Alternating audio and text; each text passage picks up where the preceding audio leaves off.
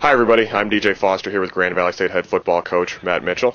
Mitch, due to Labor Day being this past Monday, we didn't get to have our Uchelis press conference, so we didn't get to talk earlier in the week about the Western Oregon victory, 48-20 win on the road at Western Oregon in the season opener. You had 221 yards rushing, 380 total yards, but that doesn't include the 2 pick sixes you had that you returned for touchdowns. Reggie Williams, 90-yard punt return for a touchdown. So kind of talk about your overall thoughts. You've had some time to, kind of look back at the game film and let things simmer. So what were your thoughts on the victory? I thought offense, for the most part, other than the fumble Chris Robinson had, did well. I think, like you mentioned, our statistics maybe weren't as prolific as maybe they could have been because we shorted them some possessions on the offensive side of the ball. Punt return for touchdown, defense is right back out there, 2 pick sixes, those type of situations. So, on offense, I think that there's progress to be made, but overall we weren't too disappointed. Defensively, we got off to a slow start. We had some guys that were missing assignments, not doing what they're supposed to do. We missed a few tackles. Probably penalties on the defensive side of the ball was the most discouraging thing. So we didn't really make any adjustments. I mean, it was a big difference between the first half and second half, and then part of it is our kids settled down and play better.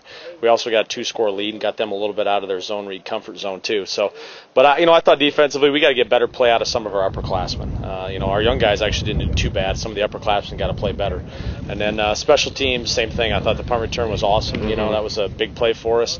But some stuff. So anytime you have an opener, there's going to be some good and bad. Happy we got a 28-point win on the road, but some areas that we could definitely improve on heading into week 2. Yeah, talk a little bit more about the defense. In the second half, they were really good. For the game, 5 sacks, 3 interceptions. You only allowed 116 yards in the second half.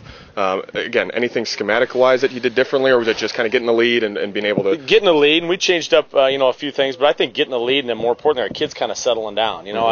A guy like Matt Judon, the first series, he's supposed to have the quarterback. He goes down on the dive. That's kind of a stupid penalty next to the sideline. In the second half, he's coming out really pressuring the quarterback and playing well.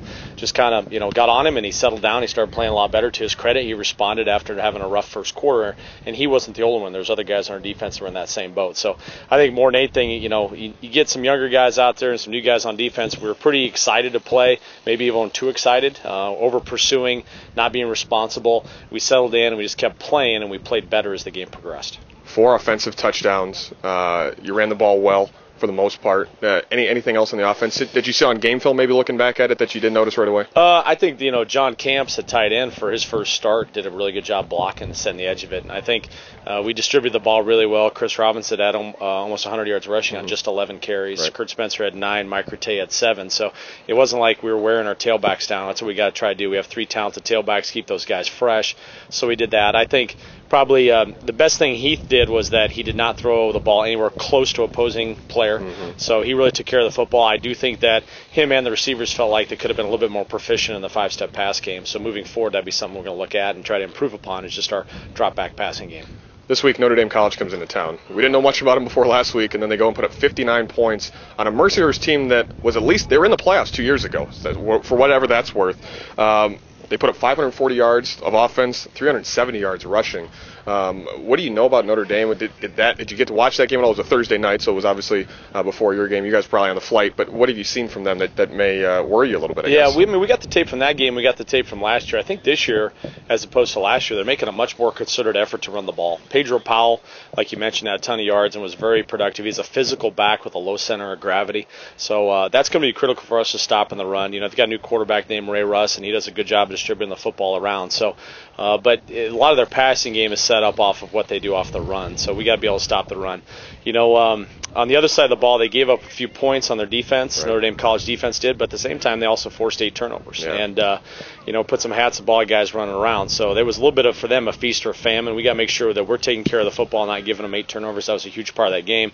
And then same thing with special teams. They did some good things, but they also gave up some kick return yardage, and there were some things you look at statistically we might be able to take advantage of special teams-wise. So I think our defense has got its work cut out with us with this tailback. He's a very good player. He's got a low center of gravity, and we got to make sure we're taking care of business, on the offensive side of things. And I really think this is a big game for our special teams to keep improving from week 1 to week 2. First game at the new Lubbers Stadium. There'll be a lot of excitement, a lot of fans. The atmosphere will probably be very electric. But you guys have to come out and stay focused. It's a GLIAC game. It's your first home game of the year. You want to come out with a good showing. What's going to make that happen? I think we got to strike a balance.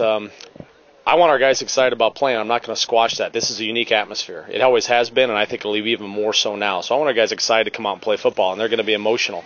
At the same time, we can't overcook that. We can't get to the point where we're frenetic and we're running around and we're with our head cut off and not playing assignment football. So there's going to be some initial excitement when they take the field. We got to get them over the sidelines, make sure we get locked in, and kind of take care of business, because that is the most important thing for this football team. It's going to be a great atmosphere, the band, the student section, but we've got to go out and perform and make some progress from week 1 to 2 and show up, because this is huge. This is our first GLIAC game. You look back last year, we stubbed our toe in the first GLIAC game. It had implications. We got to make sure that we start the conference playoff right. Grand Valley State welcomes Notre Dame College here to the new Lubbers Stadium at 7 o'clock this Saturday night. Mitch, best of luck this weekend. Thanks for your time. Thank you, DJ. Thanks for watching the Grand Valley Sports Network.